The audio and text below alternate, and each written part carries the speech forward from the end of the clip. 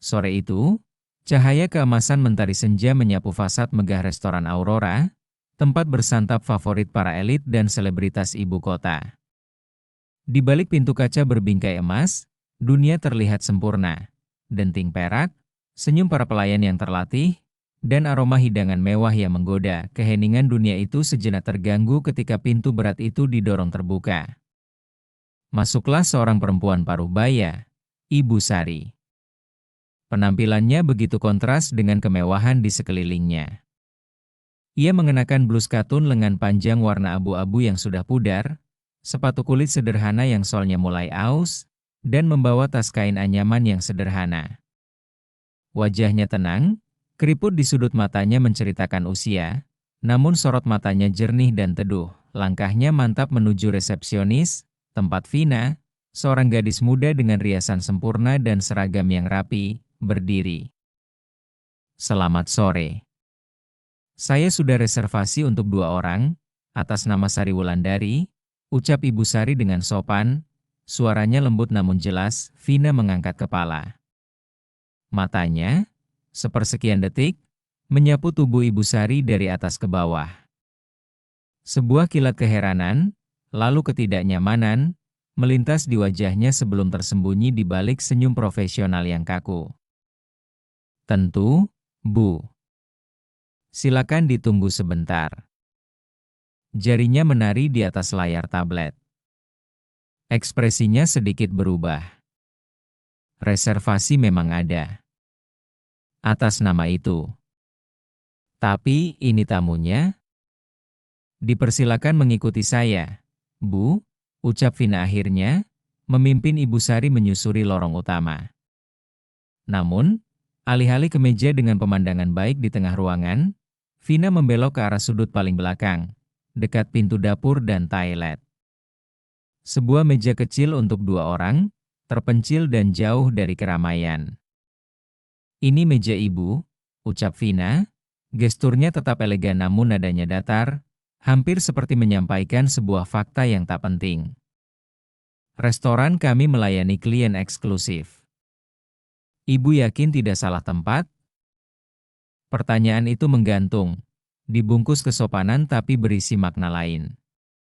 Ibu Sari hanya mengangguk halus, duduk dengan tenang. Dia tidak menjawab, tapi restoran telah memperhatikan. Dari meja nomor 3, sekelompok anak muda yang sedang merayakan sesuatu, tertawa riuh. Sorot mata mereka mengejek. Loh, lihat tuh. Nenek-nenek dari mana? Kayaknya nyasar dari pasar tradisional, celetuk Alia, salah satu dari mereka, dengan suara yang sengaja dikeraskan. Jangan-jangan mau minta sedekah atau cari sisa makanan, tambah Randi, temannya, diikuti gelak tawa yang sinis. Canda mereka seperti pisau belati yang terbang melayang di ruang ber-AC itu. Beberapa tamu lain ikut melirik, mencibir diam-diam, sebelum kembali ke percakapan dan wine mereka. Vina, sambil berjalan kembali ke posnya, berbisik pada rekan kerjanya, Budi. Dia reservasi, tapi lihat penampilannya. Apa dia ngerti harga menu di sini? 1 steak bisa seharga gaji bulanan. Budi mengangkat bahu. Yang penting bayar. Tapi jangan-jangan cuma pesan air putih, bisiknya balik, tersenyum kecut. Ibu Sari duduk tegak. Tangannya membuka menu kulit yang tebal dan berat. Matanya menyusuri daftar hidangan dengan harga yang ditulis tanpa tanda koma, sebuah kode bagi mereka yang terbiasa. Suara tertawa dan bisikan hinaan itu sampai ke telinganya. Seumur hidup, dia sudah terbiasa dengan tatapan seperti ini. Tatapan yang menilai kain sebelum isi, kemasan sebelum jiwa. Tapi kebiasaan tidak pernah membuatnya kebal. Di dalam dada yang tenang itu, ada sedih yang lama yang kembali berdenyut. Tak lama, Vina kembali. Kali ini dengan mimik yang lebih peduli. Ada yang bisa saya bantu pesan, Bu? Atau mungkin saya rekomendasikan yang lebih sesuai dengan selera dan budget Ibu? Tanyanya, dengan penekanan halus pada kata budget. Terima kasih. Saya akan memilih sendiri, jawab Ibu Sari, menatap Vina. Tatapannya tidak marah, tidak juga rendah diri. Hanya datar, seperti permukaan danau. Vina tersenyum tipis, lalu sebelum pergi, melepaskan tembakan terakhirnya dengan kepedulian palsu. Oh iya Bu, sekadar mengingatkan, restoran kami menyajikan masakan fine dining. Harganya cukup premium. Saya hanya ingin memastikan Ibu sudah siap. Kali ini, bisikan dari meja nomor 3 semakin menjadi. Dengerin tuh. Simba resepsionis juga tahu dia gak bakal sanggup bayar. Seru Alia, ditimpali tawarkan rekannya. Saat itulah, Pak Karta, manajer restoran berusia 40-an dengan kemeja rapi dan wajah serius, mendekat. Dia telah memperhatikan keributan kecil ini. Dengan senyum diplomatis, dia membungkuk sedikit di depan meja Ibu Sari. Permisi, Bu. Saya Karta, manajer. Ada sedikit masalah. Ibu Sari mengangkat alis. Masalah? Begini, Bu. Restoran Aurora dikenal dengan klientel khusus. Beberapa tamu lain merasa tidak nyaman dengan kehadiran Ibu. Mereka merasa penampilan Ibu kurang sesuai dengan ambience tempat kami. Kata-katanya halus, namun maknanya kasar dan menusuk. Jadi, Bapak bilang saya tidak sesuai hanya karena penampilan saya? Tanya Ibu Sari. Suaranya masih tenang, Pak Karta sedikit gelagapan.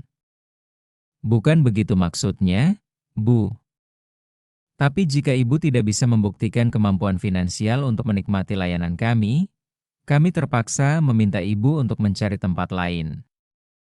Udara di sekeliling meja itu terasa membeku.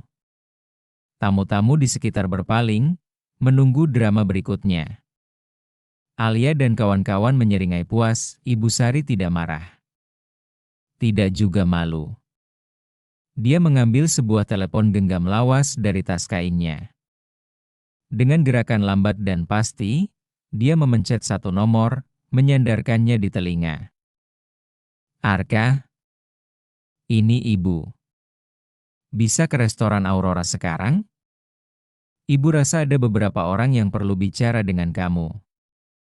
Suaranya tidak keras, tapi cukup didengar oleh Pak Karta, Vina, dan meja nomor 3 yang kini terdiam mendengarkan. Siapa Arka? Bagi mereka, itu hanya nama. Mungkin sandaran terakhir seorang nenek tua. Alia menyemburkan tawa kecil. Wah, panggil bala bantuan nih. Siapa tuh? Tukang ojek online? Tapi ekspresi Pak Karta mulai berubah. Ada sesuatu dalam ketenangan Ibu Sari yang membuatnya tidak nyaman. Sebuah firasat buruk, 15 menit kemudian, ketegangan mencapai puncaknya. Saat itulah, pintu utama restoran terbuka lebar, seorang pria tinggi tegap, dengan setelan jas hitam custom tailor yang sempurna, masuk. Langkahnya berwibawa, matanya scan ruangan dengan intensitas yang membuat siapapun yang dia pandang merasa kecil. Wajahnya sering menghiasi majalah bisnis dan sosial, dia adalah Arka Wijaya. Salah satu pengusaha tersukses dan paling dihormati di kota ini. Pemilik jaringan retail dan properti yang luas, seluruh restoran bagai disetel pada mode mute.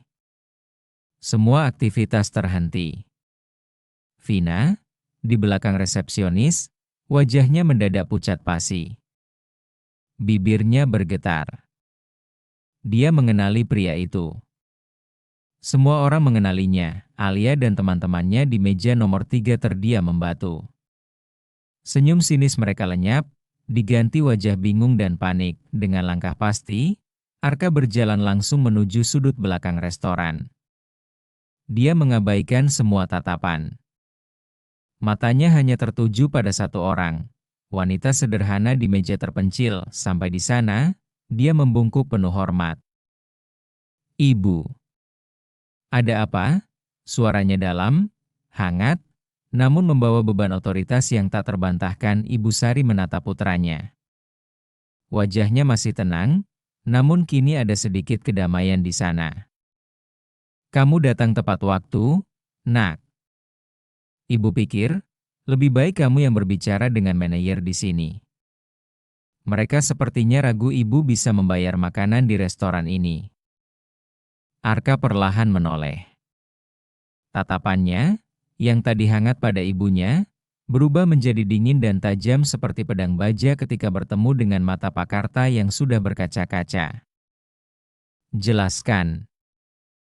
Satu kata. Tapi itu cukup. Seluruh berat dari nama, pengaruh, dan kekayaan Arka Wijaya terkandung di dalamnya. Pak Karta gemetar. Alia hampir menjatuhkan gelas winenya. Drama sesungguhnya baru saja dimulai. Dan semua orang yang tadi menertawakan, mencibir, dan merendahkan Ibu Sari, kini menyadari satu hal. Mereka telah membuat kesalahan yang sangat besar. Diam yang menyelimuti restoran Aurora terasa pekat, seperti jelaga setelah ledakan. Semua mata tertuju pada tiga sosok di sudut ruangan. Ibu Sari yang tetap duduk tenang, Arka yang berdiri bagai benteng di sampingnya, dan Pak Karta yang wajahnya semakin pucat menahan tatapan dingin putra ibu tersebut. Maaf, Pak Arka. Ini semuanya salah paham, gagap Pak Karta, suaranya serak. Keringat dingin membasahi keningnya. Kami tidak tahu bahwa beliau adalah ibu dari Bapak. Arka tidak bergeming. Suaranya rendah, tapi setiap kata dipotong dengan presisi yang mengiris. Kalau beliau bukan ibu saya, berarti kalian berhak memperlakukan beliau seperti itu? Pertanyaannya menggantung di udara, menusuk setiap tamu yang mendengar. Banyak yang menunduk, merasa tersindir. Arka kini memandang ke arah meja nomor 3. Alia, Randi, dan kawan-kawan mereka tak berani menatap langsung. Mereka memelototi taplak meja, gelas, apa saja, kecuali mata Arka. Bagaimana dengan kalian? Tanya Arka. Nada bicaranya datar namun berisi ancaman yang jelas. Kalau beliau bukan siapa-siapa bagi kalian, kalian pikir itu memberi hak untuk mengejek dan menghina seorang ibu? Seorang manusia? Hanya karena berpakaian sederhana? Randi mencoba membela diri. Suaranya gemetar. Kami cuma bercanda, Pak. Kami tidak tahu. Arka memotong. Apa? Tidak tahu? Itu izin untuk menjadi kurang ajar? Kelas seseorang tidak diukur dari merek bajunya atau harga sepatunya. Kelas diukur dari bagaimana dia memperlakukan orang lain. Dan hari ini, kalian membuktikan kalian tidak memilikinya. Perkataannya seperti tamparan keras. Alia menunduk, pipinya memerah karena malu dan marah pada diri sendiri. Mereka datang untuk pamer, untuk merasa tinggi, tapi sekarang justru dipermalukan di hadapan orang yang status sosialnya jauh di atas mereka. Arka kemudian berpaling ke Vina, yang sejak tadi berdiri kaku di dekat resepsionis, wajahnya sebening lilin. Anda, ucap Arka. Anda yang pertama menyambut beliau. Dengan tatapan dan kata-kata, peduli, Anda yang merendahkan. Vina melangkah goyah mendekat, tangan dilipat ketakutan. Saya sungguh minta maaf, Bu. Saya tidak bermaksud. Saya masih muda, potong Ibu Sari. Untuk pertama kalinya suaranya terdengar lebih tegas. Suaranya tenang, tapi berisi kedalaman pengalaman hidup yang tak terbantahkan. Kamu masih muda. Tapi masa muda bukan alasan untuk buta. Seseorang tidak dinilai dari kain yang menutupi tubuhnya, atau dari barang yang dia pegang. Nilainya ada di cara dia hidup dan memperlakukan sesamanya. Vina hanya bisa mengangguk, air mata penyesalan mulai menggenang di matanya. Kali ini, air mata itu tulus. Arka melihat sekeliling. Suasana restoran berubah total. Keceriaan palsu dan gemerlap tadi telah sirna, diganti rasa malu kolektif. Dia menarik napas. "Ibu," katanya, suaranya kembali lembut. "Ibu mau kita pergi dari sini? Atau ibu ingin tetap makan?" "Apapun yang ibu mau." Ibu Sari tersenyum kecil, memandang putranya dengan penuh kasih. "Ibu akan tetap di sini, Nak. Bukan karena ibu butuh membuktikan apapun. Tapi karena ibu ingin mereka mengerti, menghargai orang lain adalah hal paling mendasar." Mendengar itu, Pak Karta langsung beraksi. Dengan sigap dia memberi isyarat pada para pelayan. "Segera atur meja di area private dining untuk Ibu Sari. Yang terbaik." Namun, Ibu Sari mengangkat tangan. "Tidak perlu." Dia berdiri. Tubuhnya tidak tinggi, tapi kehadirannya tiba-tiba terasa sangat besar. "Satu meja tidak mendefinisikan harga diri saya," ucapnya dengan lembut tapi tegas. "Saya hanya butuh makan dengan tenang. Bukan untuk pamer. Biarkan saya di sini saja." Permintaannya justru membuat hormat semua orang melambung. Di tengah kemewahan yang seringkali dangkal ini, keteguhan dan kesederhanaan Ibu Sarilah yang terasa paling mulia. Pesanannya pun diproses dengan sangat cepat dan hati-hati. Namun, makan malam itu berlangsung dalam keheningan yang berbeda. Bukan keheningan nyaman, melainkan keheningan penuh introspeksi. Suara sendok dan garpu terdengar jelas. Tamu-tamu lain berbicara dengan suara lirih, sesekali melirik penuh hormat ke arah meja sederhana di sudut. Saat hendak pergi, Ibu Sari berdiri sekali lagi. Dia memandang ke seluruh penjuru ruangan, menangkap setiap mata yang berani menatapnya. "Hari ini, saya tidak datang hanya untuk makan," ucapnya, suaranya jernih membelah keheningan. "Saya datang untuk mengingatkan kalian semua, jangan pernah menilai seseorang hanya dari tampang luarnya." Kalimat terakhirnya bergema, menjadi penutup yang sempurna. Dia lalu mengangguk pada Arka, dan berjalan keluar dengan dada tegak, diiringi putranya yang dengan bangga menawarkan lengannya. Begitu pintu kaca tertutup, barulah suasana di dalam Aurora mencair menjadi desah panjang. Tamu-tamu di meja nomor 3 buru-buru meminta bon dan pergi dengan kepala tertunduk. Tamu lainnya saling pandang, beberapa menggelengkan kepala, merenungkan kejadian tadi. Pak Karta dan Vina berdiri di dekat resepsionis, bagai patung yang kehilangan jiwa. Rasa malu dan penyesalan membakar dari dalam. Mereka, yang seharusnya menjadi tuan rumah, justru menjadi antagonis dalam drama memalukan ini. Di luar, udara sore Jakarta terasa lebih segar. Di dalam mobil mewah yang sopirnya telah membukakan pintu, Arka masih menyimpan amarah yang membara. "Ibu, maafkan saya. Saya tidak bisa diam melihat mereka menghina ibu seperti itu." Ibu Sari menepuk punggung tangan putranya yang menggenggam erat. "Nak, ibu tidak marah pada siapapun. Tapi kamu tidak perlu membela ibu dengan cara mengintimidasi mereka. Tapi ibu telah mengorbankan segalanya untuk saya. Tidak seorang pun berhak merendahkan ibu hanya karena penampilan." Ibu Sari tersenyum, matanya berbinar bijak. "Arka, sayang. Ibu sudah hidup cukup lama untuk paham. Hormat yang sejati tidak datang dari memaksa orang minta maaf. Hormat sejati datang ketika mereka sendiri menyadari nilai seseorang. Mereka yang tadi mengejek ibu, sebenarnya sedang memamerkan kekosongan di dalam diri mereka sendiri." Perkataan ibu tenang itu menyentuh relung terdalam Arka.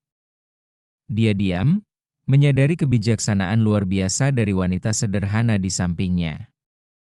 Ibu Sari mungkin tidak punya gelar mentereng atau pakaian mahal, tapi dia memiliki kekayaan yang tak ternilai, keteguhan hati dan kebijaksanaan hidup. Malam itu, di apartemen mewahnya yang menghadap gemerlap kota, Arka tidak bisa tidur. Gambar tatapan ibunya saat direndahkan terus menghantuinya. Dia tidak ingin kisah ini berakhir begitu saja. Ada pesan yang harus disampaikan, bukan untuk balas dendam, tetapi untuk mengedukasi. Dia membuka laptopnya, mengakses akun media sosial pribadinya yang diikuti oleh ratusan ribu orang, rekan bisnis, investor, selebritas, dan masyarakat umum. Jarinya menari di atas keyboard, menuangkan seluruh emosi dan pelajaran dari sore tadi. Hari ini, saya menyaksikan hal yang memilukan. Begitulah dia memulai. Dia menceritakan kejadian di Aurora dengan jujur, tanpa menyebut nama restoran secara eksplisit, tetapi fokus pada esensinya. Bagaimana ibunya, pahlawan dalam hidupnya, dihakimi dan direndahkan karena penampilannya yang sederhana. Ibu saya tidak membutuhkan restoran bintang 5 untuk membuktikan nilainya. Tapi saya ingin dunia tahu, orang-orang seperti beliau, yang menghabiskan hidup untuk cinta dan pengorbanan, layak mendapatkan hormat lebih dari siapapun. Tulisannya tajam dan penuh perasaan. Dia menutup dengan kalimat yang akan menjadi viral, kelas bukan terletak pada jas Armani atau sepatu Oxford yang kamu kenakan. Kelas terletak pada bagaimana kamu memperlakukan orang lain, terutama mereka yang kamu anggap tidak selevel. Dia menekan tombol publish. Sebuah keputusan yang akan mengubah segalanya. Postingan Arka Wijaya meledak seperti bom di tengah kolam tenang dunia maya. Dalam hitungan jam, ribuan like, ratusan share, dan komentar berduyun-duyun membanjiri unggahannya. Algoritma media sosial bekerja cepat, mendorong kisah itu ke feed lebih banyak orang lagi. Ini bukan sekadar gosip selebritas. Ini adalah cerita yang menyentuh hati nurani, memantik percikan pengakuan dan rasa bersalah di banyak kalangan. Komentar berdatangan, cerita ini bikin saya merinding. Sekarang saya sadar, saya juga sering judge orang dari penampilan. Terima kasih sudah diingatkan, Pak Arka. Bayu_Ramadan, ini pelajaran mahal buat kita semua. Respect is earned, not bought. Salut buat Ibunda. Dr. Felicia, restoran mana ini? Sungguh memalukan. Pelayanannya harus dievaluasi ulang. Vodie Jakarta, kisah yang sangat mengharukan dan menginspirasi. Nilai seseorang ada di hati dan perbuatan, bukan di merek tasnya. Inspiring quote, ID Tagar jangan nilai dari luarnya dan kelas sebenarnya mulai tren. Banyak netizen membagikan pengalaman pribadi mereka pernah direndahkan atau, sebaliknya, mengakui pernah menjadi pihak yang merendahkan. Namun, di balik gelombang dukungan, ada juga gelombang ketegangan.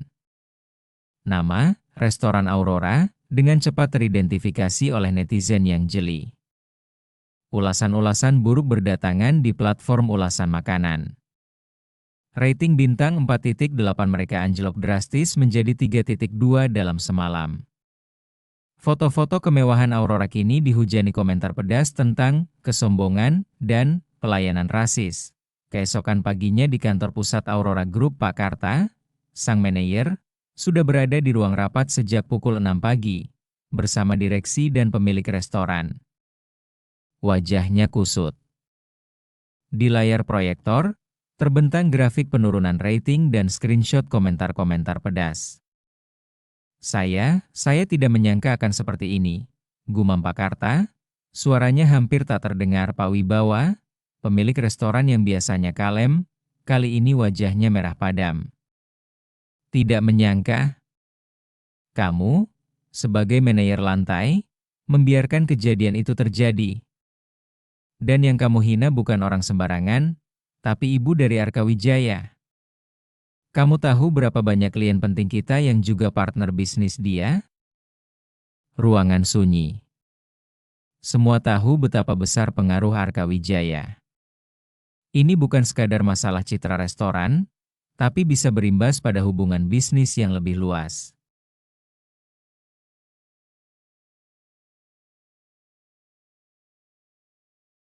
Sore itu, Pak Wibawa sendiri yang mengambil inisiatif.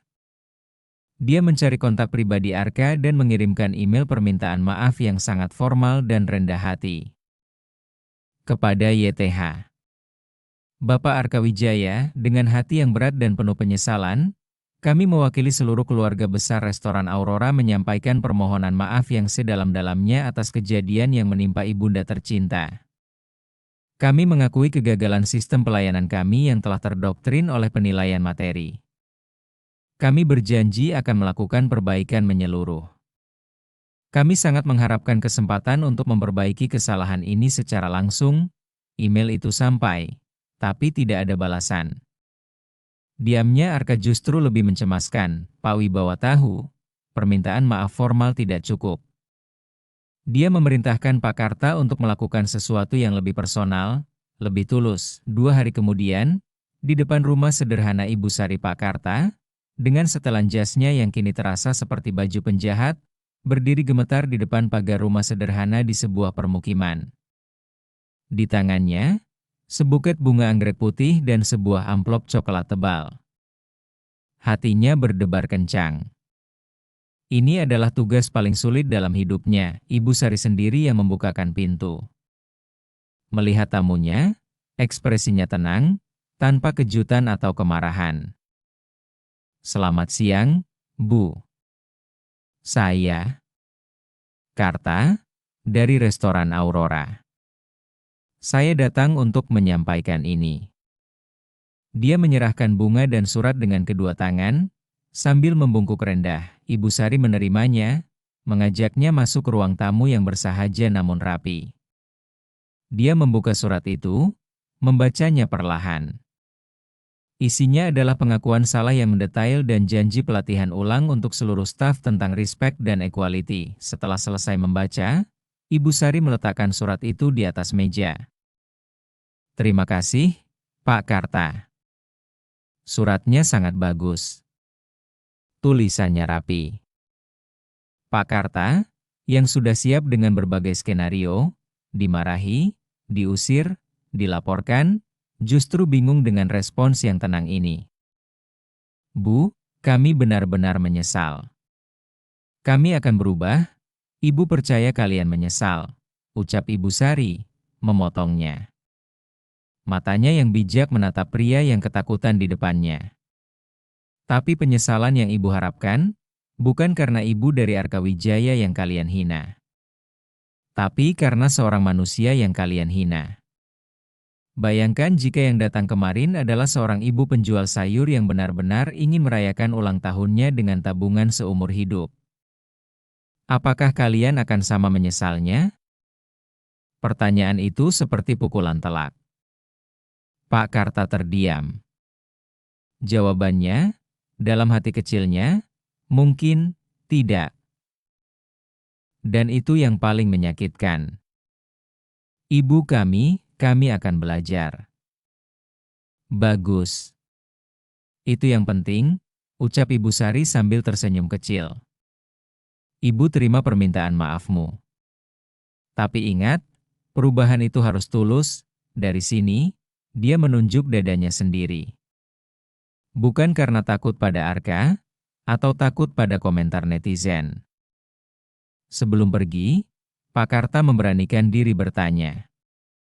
Bu, apakah Bapak Arka masih sangat marah? Ibu Sari menghela napas. Arka anak yang baik. Dia marah karena sayang pada ibunya.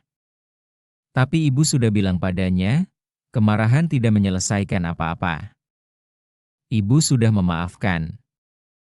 Sekarang, terserah kalian untuk membuktikan kata-kata dalam surat ini nyata. Di waktu yang sama, di kantor Arka memang telah membaca email dan mengetahui kunjungan Pak Karta. Dia sengaja tidak merespons. Bagi dia, tindakan nyata lebih penting daripada kata-kata.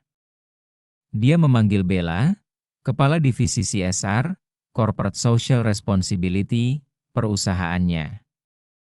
Bella, saya ingin kita luncurkan program.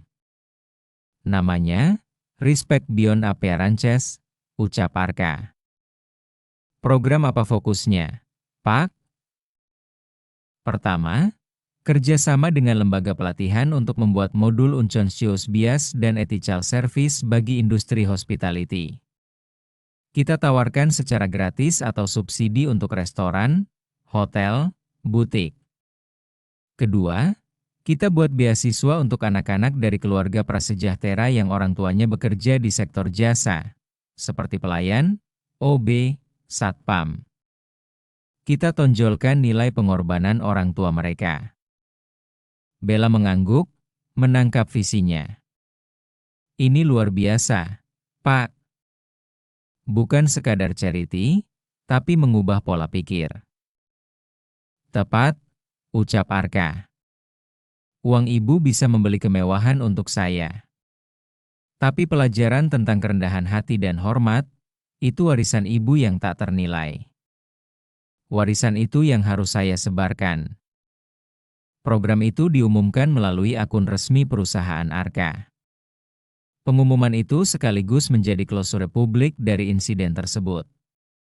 Banyak pihak yang ikut mendukung dan mengapresiasi langkah konstruktif ini. Citra Arka justru melambung sebagai pengusaha yang bijaksana dan down to earth. 1 minggu kemudian, restoran Aurora telah melakukan transformasi. Pelatihan wajib telah dijalani semua karyawan. Bahkan, ada prosedur baru. Setiap tamu, siapapun penampilannya, harus disambut dengan standar pelayanan yang sama, dan didudukan di area yang layak. Pak Karta sendiri, yang nyaris dipecat, diberi kesempatan terakhir dengan catatan. Dia kini lebih sering turun ke lantai, mengamati, memastikan tidak ada lagi tatapan atau bisikan yang merendahkan. Suatu siang, seorang bapak tua berpakaian sederhana, celana pensil dan baju kemeja lusuh, masuk ke Aurora. Vina, yang sekarang telah berubah total, menyambutnya dengan senyum tulus dan hormat. Selamat siang, Pak. Silakan, ada yang bisa saya bantu? Bapak itu, ternyata adalah seorang dosen pensiunan yang ingin merayakan hari jadi pernikahan dengan istrinya. Mereka menikmati makan siang dengan pelayanan yang luar biasa, tanpa sedikit pun merasa direndahkan. Saat membayar, sang dosen berujar pada Vina, dengar-dengar, restoran ini punya pelajaran berharga baru-baru ini. Vina tersenyum, agak malu. Iya, Pak. Kami semua belajar. Dan kami sangat bersyukur atas pelajaran itu. Kisah Ibu Sari telah menjadi legenda internal di restoran Aurora. Bukan sebagai cerita horor, tetapi sebagai turning point, titik balik yang menyadarkan mereka tentang makna pelayanan dan kemanusiaan yang sesungguhnya. Gelombang di dunia maya mungkin sudah mereda. Trending topik berganti. Tapi gelombang perubahan di hati orang-orang yang terlibat, baru saja dimulai. Dan itu dimulai dari seorang wanita sederhana yang berani duduk di meja paling terpencil, lalu mengajarkan pada seluruh ruangan tentang arti harga diri yang sesungguhnya. Waktu terus bergulir, membawa serta perubahan halus namun mendasar. Insiden di restoran Aurora bukan lagi sekadar skandal media, melainkan telah berubah menjadi kisah moral. Sebuah parabel modern yang dikisahkan dari mulut ke mulut di dunia bisnis, dunia pelayanan, bahkan dalam keluarga. Ibu Sari sendiri kembali ke rutinitasnya yang tenang. Rumahnya yang sederhana di pinggiran Jakarta tetap ramai oleh tawa cucu-cucunya yang kini sering berkunjung. Arka memastikan ibunya memiliki segala kenyamanan, tetapi Ibu Sari tetap menolak kemewahan yang berlebihan. Rumah ini sudah penuh kenangan, Nak. Lebih berharga dari apartemen mewah manapun, katanya suatu sore sambil menyiram tanaman kesayangannya. Suatu hari, dia menerima kunjungan tak terduga. Seorang perempuan muda, Maya, berdiri di depan pintunya dengan wajah penuh rasa bersalah. Maya adalah salah satu dari kelompok anak muda di meja nomor 3 yang dulu mengejeknya. Selamat siang, Bu Sari. Saya, Maya. Saya datang untuk meminta maaf, secara langsung, ucapnya, suara bergetar. Kami waktu itu sangat bodoh dan sombong.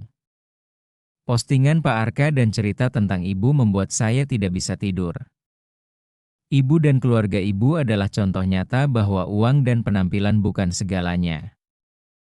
Ibu Sari tersenyum, mengajaknya masuk dan menyuguhkan teh.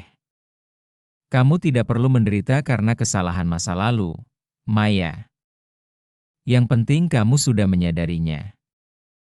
Hidup ini terlalu singkat untuk diisi dengan penyesalan yang menggerogoti. Isi dengan perbuatan baik ke depan. Sebelum pulang, Maya, yang ternyata anak pengusaha tekstil, menyodorkan sebuah proposal. Saya ingin bisnis keluarga saya mengadopsi prinsip ethical manufacturing. Memastikan hak pekerja terpenuhi, seperti nilai hormat yang ibu ajarkan. Ibu Sari hanya mengangguk, bangga melihat benih pelajaran itu mulai tumbuh di hati yang lain. Restoran Aurora mengalami metamorfosis total. Mereka tidak lagi sekadar menjual makanan mahal, tetapi menjual pengalaman bermartabat. Pak Karta, yang karirnya nyaris runtuh, justru menjadi promotor utama budaya baru ini. Dia sering bercerita pada staf baru, kita pernah melakukan kesalahan besar pada seorang ibu hebat. Jangan biarkan itu terulang pada siapapun. Restoran itu kini dikenal sebagai tempat di mana setiap tamu, dari pengemis hingga konglomerat, akan diperlakukan dengan respek yang sama. Justru karena itu, klien loyal mereka semakin menghargai dan bisnis malah semakin berkembang. Vina, sang resepsionis, mengikuti pelatihan psikologi pelanggan secara sukarela. Dia bahkan menjadi mentor bagi pelayan baru. Tugas kita bukan cuma menilai apakah tamu bisa bayar, katanya dalam sebuah briefing, tapi memastikan setiap orang yang masuk merasa dihargai sebagai manusia. Arka Wijaya melanjutkan program Respect Beyond Appearances dengan semangat baru. Program beasiswa untuk anak-anak pekerja jasa telah meluluskan angkatan pertama. Di acara wisuda sederhana, Arka mengundang Ibu Sari untuk memberikan semangat. Berdiri di depan anak-anak muda yang orang tuanya adalah pelayan toko, sopir, dan asisten rumah tangga, Ibu Sari berpesan dengan mata berkaca-kaca, jangan pernah malu dengan latar belakang orang tuamu. Pengorbanan mereka, kerja keras mereka dengan tangan bersih, itulah yang membangun bangsa ini. Itulah kelas sejati. Kalian boleh menjadi apapun nanti, tapi jangan pernah lupa untuk melihat setiap orang dari hatinya, bukan dari seragamnya. Kata-katanya disambut tepuk tangan haru. Banyak orang tua yang menangis, merasa untuk pertama kalinya pengorbanan mereka terlihat dan dihargai secara publik. Program pelatihan Unconscious Bias untuk industri jasa juga diadopsi oleh jaringan hotel dan restoran lain. Kisah Ibu Sari menjadi studi kasus wajib. Insiden memalukan itu telah berubah menjadi alat pembelajaran nasional yang powerful. Dalam keluarga Arka, pelajaran itu mengakar paling dalam. Arka kini lebih sering menghabiskan akhir pekan di rumah sederhana ibunya daripada di klub eksklusif. Dia mengajari anak-anaknya, Kinan dan Kinan, untuk menghormati semua orang, mulai dari satpam, pembantu, hingga sopir pribadi. Sosok Nenek Sari itu, bagi kita, adalah living proof, ujar Arka pada anak-anaknya suatu malam. Kekayaan terbesar bukan yang bisa dilihat di rekening bank, tapi yang ada di sini. Dia menepuk dada. Integritas, kerendahan hati, dan keberanian untuk tetap menjadi diri sendiri di tengah dunia yang suka menilai. Itulah warisan sejati yang akan kami teruskan pada kalian. Kinan, yang remaja, suatu kali menolak ajakan teman-temannya ke sebuah klub karena klub itu dikenal selektif dan rasis. Tempat yang menghakimi orang berdasarkan penampilannya bukan tempat buat aku, katanya dengan mantap. Prinsip yang dipelajari dari neneknya sudah menjadi kompas moralnya. Beberapa tahun kemudian, Ibu Sari berpulang dengan tenang di usia yang lanjut. Upacara pemakamannya sederhana, sesuai wasiatnya. Namun, yang hadir bukan hanya keluarga dan tetangga. Ada Pak Karta dan Vina yang datang dengan karangan bunga sederhana, berdiri di barisan belakang dengan air mata di pelupuk mata. Ada Maya yang kini menjalankan bisnis sosialnya. Ada perwakilan dari penerima beasiswa yang sudah menjadi sarjana. Ada juga puluhan orang biasa, tukang bakso langganannya, penjaga warung, tukang ojek, yang dengan spontan datang untuk memberi penghormatan terakhir. Mereka semua hadir bukan karena Ibu Sari adalah ibu seorang miliarder. Mereka hadir karena Ibu Sari adalah wanita yang pernah melihat mereka, menyapa mereka dengan hormat, dan dengan keteguhannya yang diam-diam, telah mengubah cara sebuah masyarakat melihat harga diri. Arka, dalam sambutannya yang singkat, berkata dengan suara lirih namun jelas, ibu saya tidak meninggalkan harta atau perusahaan besar.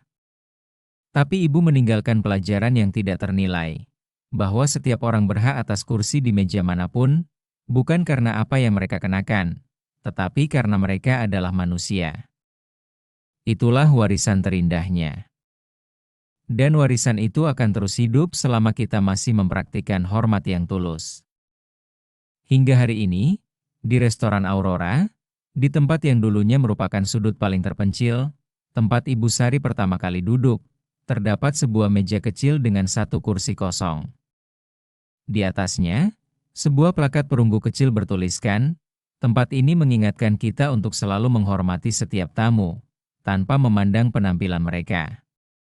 Terinspirasi oleh Ibu Sari Wulandari, yang mengajarkan kita bahwa kelas sejati terletak di dalam diri. Meja itu tidak pernah dipesan. Itu adalah monumen hidup, pengingat harian bagi setiap karyawan dan tamu yang datang. Terkadang, orang akan bertanya tentang plakat itu. Dan para pelayan akan dengan bangga menceritakan tentang seorang wanita sederhana yang, tanpa sengaja, telah meningkatkan standar kemanusiaan di tempat itu. Kisah Ibu Sari bukan lagi kisah penghinaan atau balas dendam. Kisah itu telah berubah menjadi simbol harapan. Bukti bahwa satu tindakan penghormatan, satu sikap teguh, dapat meruntuhkan tembok prasangka dan menyulut rantai kebaikan yang tak terputus. Dunia mungkin masih penuh dengan penilaian dangkal. Namun di sudut-sudut tertentu, di hati mereka yang tersentuh oleh kisah ini, sebuah prinsip telah berakar, lihatlah lebih dalam. Hormatilah dengan lebih tulus. Karena harta terbesar seseorang seringkali tersembunyi di balik kemasan yang paling sederhana, dan warisan tak terlihat itulah yang benar-benar abadi. Terima kasih telah mengikuti kisah Ibu Sari. Jika kisah ini menyentuh hati Anda, silakan bagikan pesan kebaikannya. Sukai, berlangganan, dan aktifkan lonceng notifikasi untuk kisah-kisah inspiratif lainnya dari Cinta Geluka. Sampai jumpa di kisah selanjutnya.